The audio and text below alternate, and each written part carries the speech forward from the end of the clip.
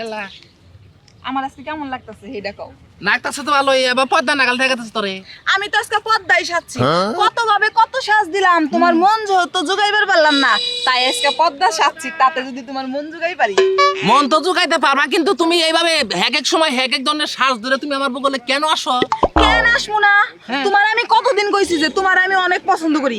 আমি কি দেখতে শুনতে কোনো দিকে কম? তুমি তোমার ওই বৌদির মধ্যে কি পাইছো? হ্যাঁ, খালি দিন রাত 24 ঘন্টা বৌদি বৌদি বৌদি। আচ্ছা বৌদি রে, বৌদির কাছে বৌদির লগে আমার কাজকাম আছে, বৌদির লগে আমার কিছু আলাপ সালাপ আছে, এর নিয়ে তোমার সমস্যাটা কি? এই আলাপ সালাপটা আমার লগে পারলে তোমার কি হয়? হ্যাঁ তো আরেকজনের বউ, হ্যাঁ হ্যাঁ জামাই নিয়ে থাকুক, তুমি আমার একটু ভালোবাসো। না না না না না না, অসম্ভব অসম্ভব সব, আমার ভালোবাসা কাবা নাই। ঘটনা হলো যে বৌদির সাথে আমার একটা গোপন কাম আছে, বুঝছো কি? এই কামটা কি আমি তোর কাছে কই কি বিনাশ করবো কি? কে বিনাশ হবো কে? আমি তোমারে ভালোবাসি, তুমি যদি আমারে ভালোবাসো তাহলে আমার কাছে কইলে তো কোনো সমস্যা নাই। আমি তো তোমার ভালোবাসি না। কে? তুমি একসময় পর্দা সাই যাবা, একসময় বেলা সাই যাবা, একসময় মনে করো যে ভূত সাই যাবা, পেতনি সাই যাবা, তোমার আবার ভালোবাসা থাকবো কি? আমি তো এই সব সাজি শুধুমাত্র তোমার জন্যই, যাতে জানি তুমি তোমার বৌদিরে রাইখা আমারে ভালোবাসো। আমার বৌদিরে বলা কোনোদিনই সম্ভব না, ঠিক আছে?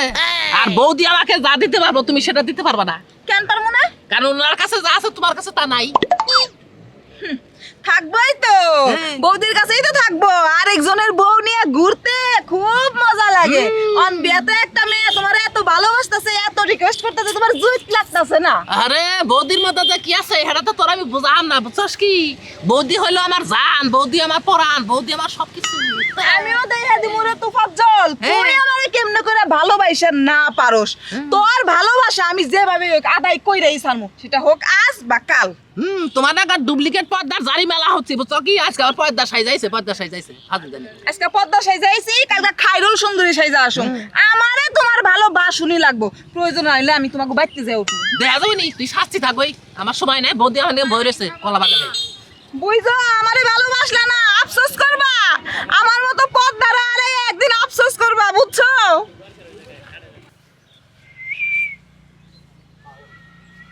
আচ্ছা বৌদি, একটা কথা তোমাকে জিজ্ঞাসা করি, তুমি আমাকে দাদার রাইখা তুফাজ্জল দাদার সাথে এত সম্পর্ক কিসের তোমার? শুন তোর একটা কথা কই, তোর দাদারে তো বিয়ে করছি পারিবারিক সাফে। তোফাজ্জল হইলো আমার প্রাণের দেবর। দেবরের সাথে যদি বৌদির একটা সুমিষ্টি সম্পর্ক থাকে, তাইলে তার আর বলার বাইরে থাকে না। স্বামীর বাইরেও দেবরের সাথে দুষ্ট মিষ্টির সম্পর্ক মধুর হয়। তুই সেটা বুঝবি না, বিয়ে কর, যখন দেবর বাসুর হব তখন বুঝবি। যা।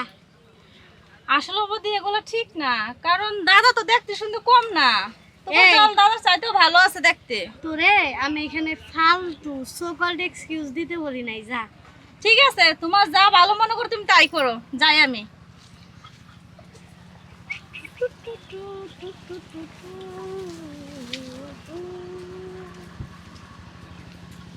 একটা কথা বলবো। আরে যা, তুমি কেমন আছো বৌদি? এই তো ঠাকুরপো, ভালোই আছি। তুমি? আমি তো আসি বলে, কিন্তু তুমি আজকে আবার এইখানে দাঁড়াই রেছো, আমি তোমার ওইখানটা খুঁজতে আসলাম। ভাবলাম এইখানে একটু বেশি ভালো লাগবে, তাই এখানে দাঁড়াই।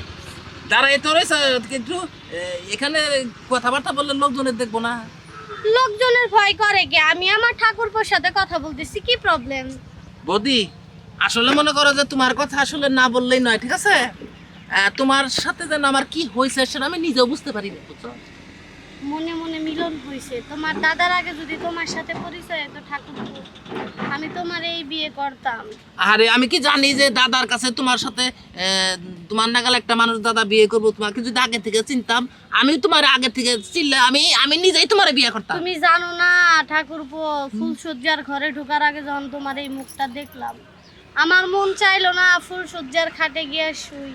আহ, আমি যে মনে করো যে ওই ফুল সজ্জা রাতের দিন যে আমার মাথায় পানি ডাললো স্টক করছিলাম, এটা তো একমাত্র মনে করো যে তোমার মুখে তাকাই থেকে আমি স্টক করছিলাম। যাই হোক, কি আর করার, দেখবো একদিন আগে আর পরে তোমার দাদারে আমি মাইরেই হব। না না না, হেরে মারন যাবো না তো, হেরে মারন যাবো, হেরে মনে করো যে খালি ঘুমের ওষুধ খেলাম, বুঝছো কি? আচ্ছা ঠিক আছে, তাহলে থাকো, আমি যাই। আর একটু বারে যাও, একটু বারে যাও। তোমার দাদা দুপুরে খাইতে আইবো। আচ্ছা খাবার দেওনি, আমি তো তোমার জন্য একটা জিনিস কিনে রাখছি, বুঝছো কি? কি কিনে রাখছো? ওই একটা তুই লেখে হ্যাঁ, কাকা আমি এমনি আইছি এমনি আইছত না হ্যাঁ কাকে এমনি আইছত হ্যাঁ তোর একবার স্বভাবটা জীবনও ভালো হইলো না একজনের বউ তুই তার সাথে কথা কবি কে আব্বা আপনি এখানে আমি এইখানে কি আনাইছে তুমি জানো না আব্বা আমি যাই আপনার ছেলে বাড়ি দেখাই দেব হ্যাঁ ওই তোর আমি একটা কথা কই দেই আর বাকি জীবনে যদি আমার ওই ছেলের বোর সাথে তোর আমি কথা কইতে দেখি তাইলে তোর অল্প একবার না কোনদিন কথা কম না আর কোনদিন কথা কম না কথা কবি না তো আমি এবার আইছিলাম এ ভাই আইছিলি আমি আরো কয়েকদিন দেখছি খালি আমি সরবের খাতিরে হইরা যাই আমি আচ্ছা যান যাই তোর স্বভাবটা একবার ভালো কর নইলে একটা তোর দেখবার দাঁত ভাঙ্গা হলাম ওইসে আর মারো না গো না মেলা মারছেন মেলা মারছি না আজকে আর কিছু কইলাম না আর একদিন না তোর আর দুটো চুরি হলাম একবার আমি আপনি বাড়ি বিলে জানছে হ্যাঁ বাড়ি বলে গেতাছি কি রাগারাগি করাইছে আমার দোষ রে খালি সে এলে খালি পাড়ার দোষ সাগির কোনো দোষ নাই হ্যাঁ মেজাকটা খালি খারাপ হয় না কিমান ফুলার নাকে বিয়ে করাইছ যে তোমার ফুলার বউ আমার নাকে ফরক করে হ্যাঁ আমার কথা হলো যে আমি আমার বদির নাকে প্রেম করছি সই বাঁচলে বাঁচছি মরলাম এ রাম রাম রাম অল্প নিগা শ্বশুরের হাতে ধরা পড়ি নাই আজকে যদি শ্বশুরে আর একটু ঘনিষ্ঠ অবস্থায় দেখতো তাহলে তো আমার স্বামী আমারে তালাক দিত রাম রাম রাম রাম রাম রাম